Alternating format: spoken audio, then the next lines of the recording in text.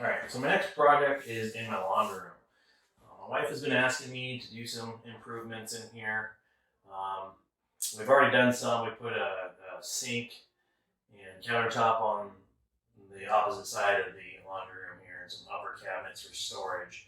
So we had a standard, particle board shelf up here that the builder put in. I asked them not to, but they put it in anyway. So now, because that was put in when we moved in, we have a little edge where there's no paint, and so we're going to have to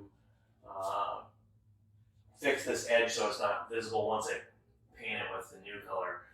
We're going to paint this room a gray shade, and with that, the shelf, we're going to have like a workable counter that's about 30 inches deep over the top of the washer dryer here. It will be made out of wood, and we're going to finish it and everything, so we shouldn't have to worry too much about moisture because we're going to coat it in polyurethane. And in this space here, as you can see, it's the washer dryer is pushed to one side. This space here, we're going to put a closet rod in so that we can use that for when we're doing laundry here and pulling out of the dryer, we can hang things up that need to be hung right away, and then put away all the other stuff and come back and put away this. So between here and the ceiling, we have about 48 inches of space, and so we're going to have the countertop and one shelf. Some people like to do two. You can do as many as you want, but because of the way my wife wants to decorate this area, because this is going to be more of a decor area than an actual functional area for her, with the exception of the hanging rod here. With the way she wants to decorate it, we're going to split the difference and basically put the first shelf at about 24 inches. And, that way you can put your wash and dry or laundry sign and stuff like that up here that people like to use. So we're going to get started on this project. I think the first thing we're going to tackle is repairing the little nail holes in the wall and stuff and getting that ready to paint. And then we're going to join some 10-inch planks together to make a 30-inch plank to go across the top of here. We'll cleat in the wall like it was here, but a little differently because of the material we're using, and what we're going to do over here. So it'll be a little bit thicker to accommodate that rod. So, at any rate, we're going to get started on this project, and we'll see how it goes. Alright, so I picked this area to show you how we're going to repair the wall. You can see there's a bunch of little different types of things here. There's this nail hole that actually comes away from the wall. This is a scratch, which I think we can not worry too much about, but because it's just in the compound there. But this is a pretty bad scratch here. Like, I don't even know how that happened. So what we're going to want to do with that is maybe just cut the paper away a little bit, and then we'll use some compound in there. I'm just going to use some drywall compound to fix these. You can use spackle paste or whatever you'd like to use, but I'm just going to use drywall compound. On this one that's protruding here, I'm just going to take and get that paper out of the way. Take a little bit of joint compound and we're going to just squeeze it right in there. And once this dries, you will never be able to tell it was there. All right, so not a big deal to fix that. So as for the that slice here, we're gonna want to just kind of tear away some of the loose stuff so it's out of the way. Most of this is pretty good, but what we don't want is the loose paper, pushing up our compound that we're going to use. So just pull a little bit out so we can, have a hole that we can properly fill. So we're just going to take a little bit of compound and get up on there like so. Now you don't have to be perfect because remember this wall's textured. And so, you know, once it's painted, it might just look like texture. So as long as there's nothing that's going to be real obvious that, yeah, there was a problem there, you know, as long as you just cover it pretty good, it's good. So as you can see here, it's pretty much done for that repair, and you'll never know the difference. So I'll just, you know, finish these other little areas real quick on this wall, and then we'll paint the area and get it ready for more work to be done in the room. So you can see here that we decided to add some texture in the area. What that's going to do is hide the lines from where that cleating was before, and I think it's a pretty good job considering this is one of the first times I've done it. So let's get back to the project. All right, so we have 3 boards here that we're going to use to make the countertop across the top of the washer and dryer. They're 3 10-inch boards, which is going to make our 30 inches we're looking for. We're going to put a face across the front to make the illusion that it'll be a little bit thicker, but I've done this many times and it blends really well. You can't even tell, most people anyway. So we're going to use a 3/8 inch dowel to glue these together. We're going to drill a hole at 90 degrees like so. This one here. We'll drill it straight in. We'll drill a little deeper than half the length of this dowel. That way there's a little room. And to do that and make sure it's perfectly center and perfectly 90 degrees, made a little jig here, some 2x6, all right? And I took a square and drilled straight through the 2x4 to make sure it was perfectly straight. Then I measured and used a board to get the gap exactly right so that that hole is directly in the center, so we have, you know, an even amount of wood on both sides. That way, if the jig goes on a little differently on one piece of wood to the other, it's going to be in the same spot. Because we want to keep this surface of these planks that we're putting together here as flat as possible, so we don't have to do a lot of sanding. As you can see, they're actually pretty tight for just mill lumber. And you know, there's a little bowing, but I'm fairly confident the dowels and glue are going to take it out. So we're going to glue the dowels in, and then glue the faces on each side of the of these joints here, and squeeze it all together and let it dry. We'll probably be using the tight bond again because I really like that one. But the thing with that is we're going to have to be quick. They have different speeds of tight bond on what cures faster and slower. And so you may want to look at that before you attempt this, because we don't want to do anything too quick. So about every foot, we're gonna drill a hole and join them. We're also gonna stagger them. So on this one, the hole, I'm gonna put a line right here across at 4 feet, right in the middle of these 2 boards. And so now they coincide. So I'll just go 3 feet.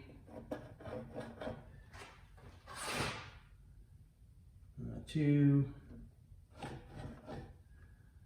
1, and then I'll go the other direction.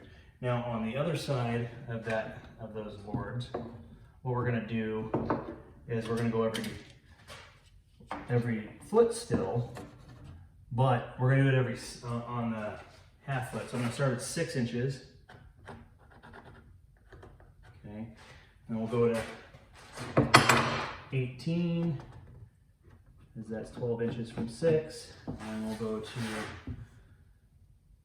30, and we'll go to 42, and so on all the way down. So it'll be a little stronger that way, because the force on each board pulling them together is gonna be a little different. So I'll get that done, and then I'll show you what we're doing for drilling once I drill a couple holes, and we'll tighten it all up. So I'll come back to you in a few. All right, so you may not be able to see this, but I cut a little window in the gauge here. There's a line in there that centers that hole by aligning the two lines between the line that I drew on the board and the line on the gauge. That way I know exactly where I need to be.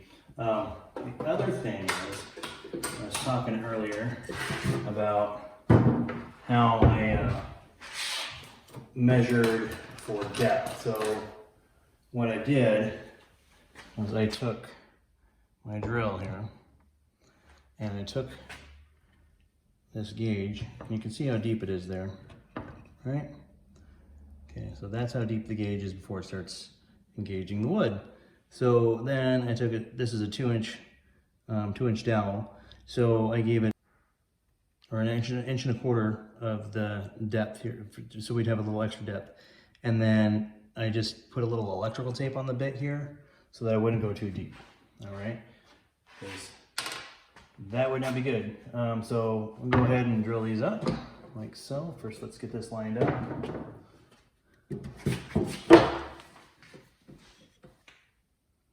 That's actually perfect right there. First try. So we'll just drop our drill right down in the gauge.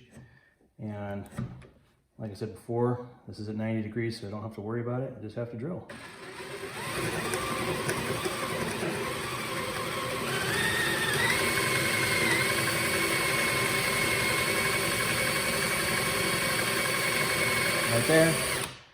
Right there we're done. So just back it on out.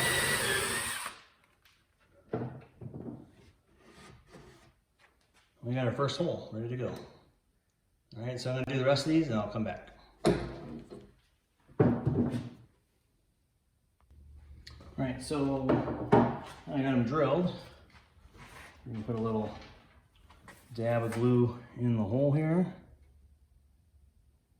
Just a little bit. I'll take that glue, I'll just put a little bit on the gel itself, a bit, set in that hole.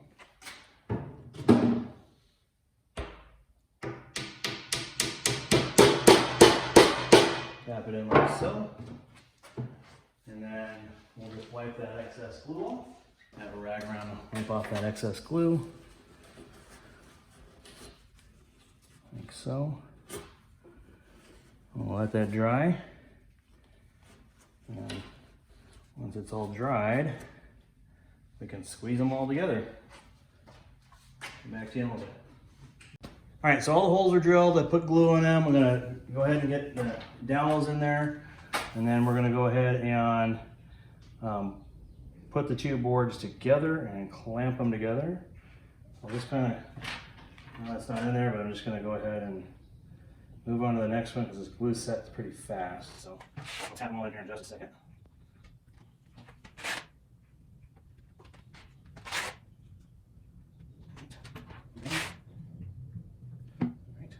Here.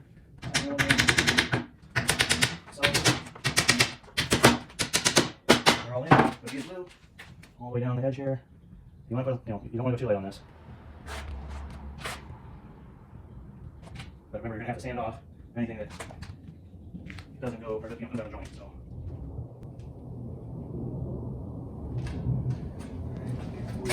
Here.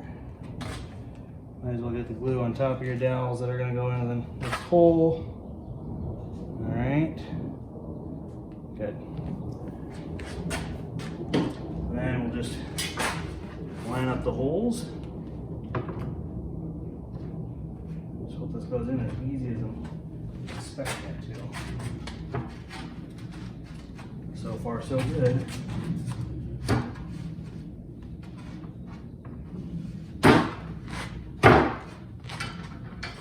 They're all lined up, so I'm just going to put bar clamps and get it going.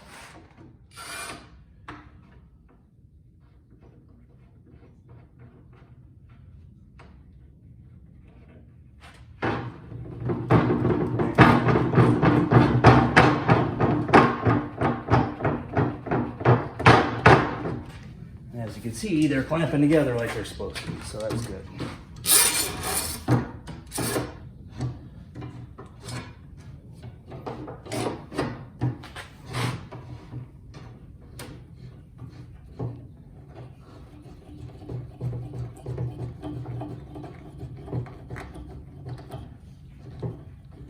So I'll get these all clamped together, and we'll get that last piece put on, the third plank, and then I'll show you what we're doing next. All right, so as you can see, I put some clamps with some steel across. That steel is going to help this all dry nice and flat. We want to just take as much warpage out of it while it's gluing, so that glue helps hold it straight. You know, as I put it together, I did notice that I have some little spots that aren't perfectly flush, which I didn't expect it to be. And there's some little dings and nicks and stuff. Some of the dings give it character, some of it don't. So we're gonna wood fill some of that, and we'll get this all tied up, and as soon as this is dried for about 24 hours, we'll get started on sanding it. So what we're doing here is we're using this board as the face piece of the countertop. It's going to give us the illusion that the board is thicker.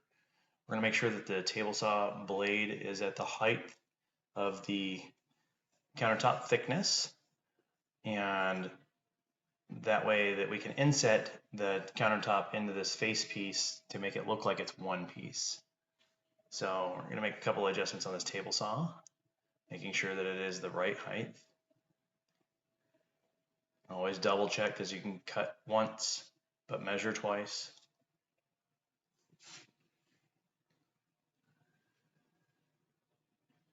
So as you can see, it's at 3/4 of an inch, double checking with a piece of the wood.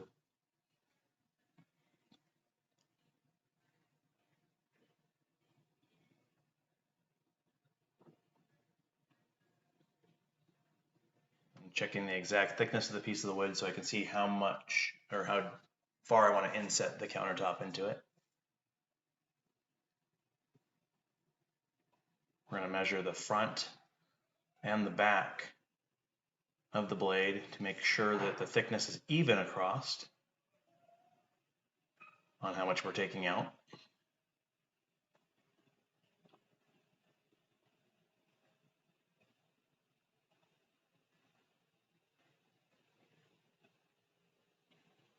And we'll lock that down. And I'd like to mention that you need to be very careful with the table saw, especially if the guard's off. I have the guard off for instruction purposes, but I want to make sure that you understand that cutting with the guard off is a bad idea unless you absolutely are confident in doing so. Watch your fingers. Notice my hand does not go anywhere near that blade. And I have what's called a push stick to make the final push through so that my hands are never in danger.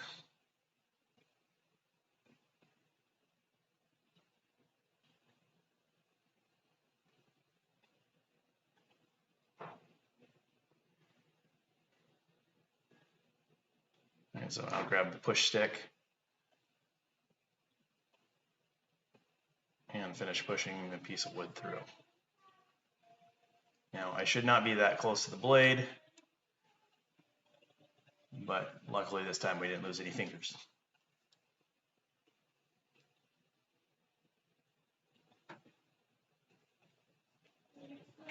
I'm going to turn the saw blade off, and we're going to adjust it to take out the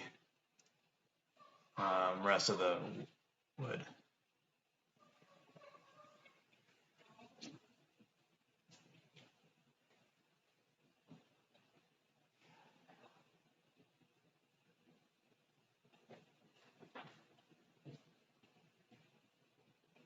All right, so we're adjusting the width here to be that be 3/4 of an inch. Make sure it matches the width of the countertop. And then we're gonna bring the blade down to match the depth of the cut that I just made.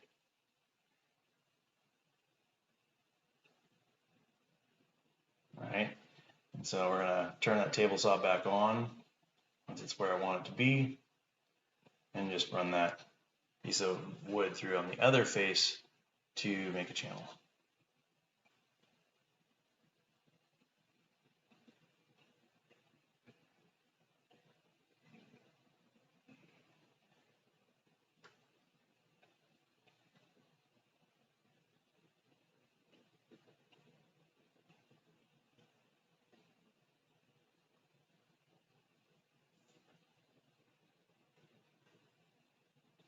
Now I'm pushing against the fence with my left hand. With my right hand, I'm pushing the piece of wood through with the push stick. And there's the scrap that was taken from it. And as you can see, there's a channel on that piece of wood for me to attach it to the front of the counter. On to the next step. So as you can see, the channel is going to go up against the board. As you can see, it fits nice and snug. Once we get it all glued up and nailed together, these two surfaces aren't going to show as much, and as you can see, it gives the illusion of it being thicker. So what we're doing here is we're going to be squaring up the edge of the boards. So I'm going to take a piece of angle iron, and then I'm going to take my framing square and make sure it's square to the edge of the board. So I just place the framing square up against the angle iron, against the edge of the board, and just close the gap till it's straight. Once it's straight, I'm going to go ahead and clamp that down and check it again to make sure it's where I want it.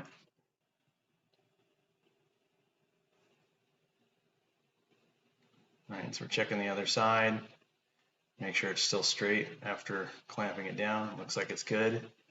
Close that gap a little bit. There we go. Make sure everything's nice and square. I'm using this angle iron as a fence for my circular saw to run up against, so that when I use that saw to cut this wood, it's nice and straight. It's a little too bulky to use this, use the table saw to cut this, so that's why we're doing it this way.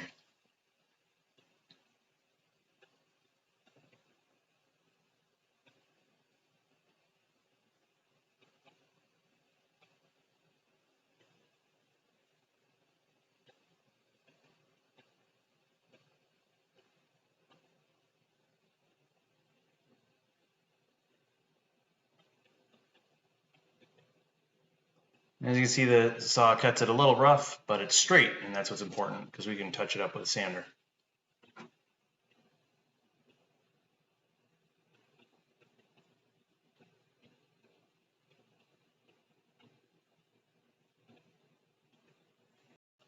So now we'll set the board up against the front of the countertop here, and just kind of check it out and see how it fits. Looks pretty good and tight. We're going to cut it for length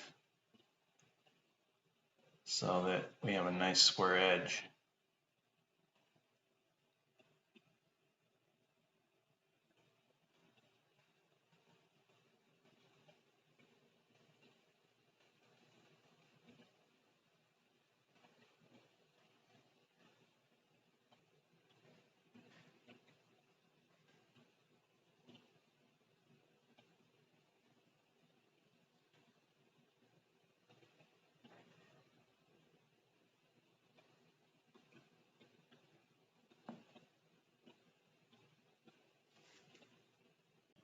So we're going to put this face board on the countertop by applying some glue to the area that we cut away that's going to let the counter inset into it.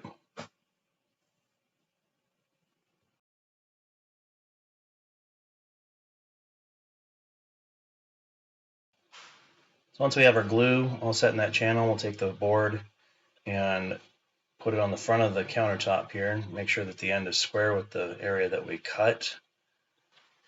It's nice and flush. We'll grab this nailer over here and put a nail on the end to clamp it together.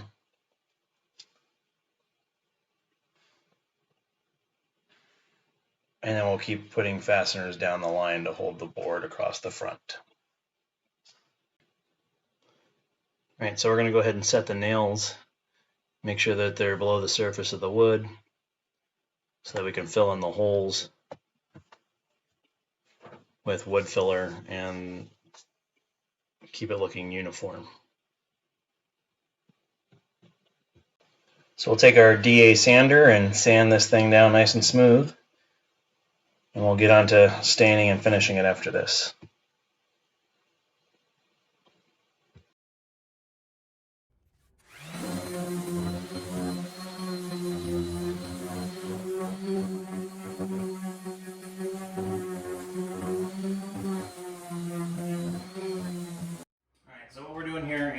set the height of the shelf. I know that the shelf is 1.5 inches tall, and that the space between the bottom of the front and the bottom of the actual shelf is 3/4 inch. So this piece of wood here is 3/4 inch. But if I set it at this height right here, it would be touching the washer and dryer. I don't want to do that, so I'm going to set it about 3/8 inch above that. So take our tape measure here, and let's get 7. So this should be 3/8 inch, just like so. All right, and so we know that that'll end up being our gap. So we'll have a little gap, which is good. So what we'll do is we'll take these cleats that I made. They're just 2.5 inch with a 45-degree corner, about 1 inch shorter than the bottom of the shelf, so that it sits back. I'll go and say, okay, we need it to be at that level. So we're going to screw in one side and roll it out. So pretty simple. I'm going to find a stud, and then we'll put it up. So should be a stud right. There's one right here because there's an electrical box here, so there's one here. And there's one right there. So we'll get that screwed in, and then we'll go to the next step. So you can see we got all the cleating up, and now we're gonna bring the shelf in, adjust the washer or dryer where it needs to be. We're gonna put the shelf in here just to kind of see what it looks like and get reference for the next shelf. So bring that in and I'll show you what it looks like. So you can see we got all the cleating up, and now we're gonna bring the shelf in, adjust the washer or dryer where it needs to be. We're gonna put the shelf in here just to kind of see what it looks like and get reference for the next shelf. So bring that in and I'll show you what it looks like. All right, so there's the shelf so far. As you can see, it's really tight on the washer dryer, but I can adjust that some with the foot on the pedestals. So I'll adjust that, but there's the shelf. I mean, it's in. It looks pretty level. Looking good. As you can see, it is a pretty large shelf, but it covers it up completely. We were concerned about being able to still get in here and the bleach and whatnot, but I'm gonna bring this forward just a little bit. So there you have it. It's going along. We'll get the next shelf mocked up and we'll see what it looks like. All right, so my wife wants another shelf on here, not just the countertop. So, and she wants to use this mirror. So we're gonna set the shelf just about halfway between the ceiling and the countertop here, because we're at 54 inches, okay, from top to bottom. We're close to it, about 54 inches, okay, so halfway is 27. So I already marked 27 right here, so that's for the bottom of the shelf. This gives us to the bottom of the shelf about 5¼ inches from this. So when I hang this, it'll have plenty of room that I won't run into the cleating, because this is at 1 3/4 inches, I believe, roughly 1 3/4 inches. So if we have this at 1 3/4 inches, 5 divided by 2 is 2.5. So I know that this is going to be at least 3/4 inch below this shelf here, or the cleat here on the back wall. So this won't be right here. The mirror is actually going to be centered on the wall. But first we're going to get this cleating all up. And once I get that done, we'll come back and see what it looks like and see how the shelf fits. All right, so you can see the cleating's in, and the shelf right here behind me. So let's see if we can see how well it fits. Let's see how well it fits.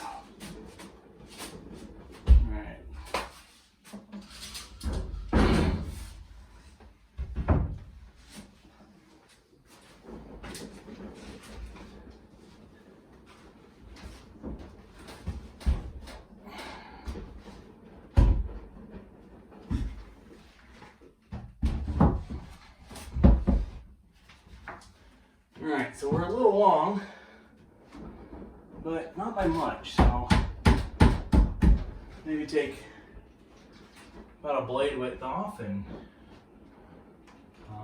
then we'll get it painted in here, get this stuff stained and sealed, and put it back in.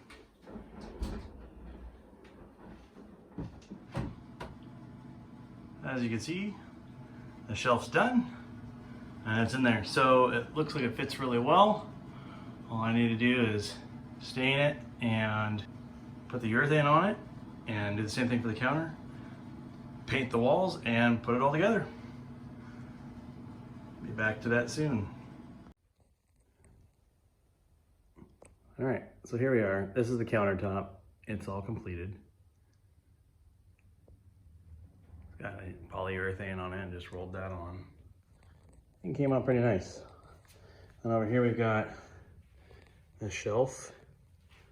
This is the top of the shelf. It's sealed for protection of the wood. And then the bottom of the shelf's even shinier. It actually looks pretty good. But I don't want to flip it over right now because this side's still drying. But there you go.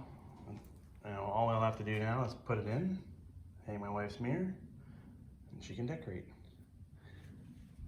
So yeah, it's pretty happy with the way it turned out. Here's the front edge of it.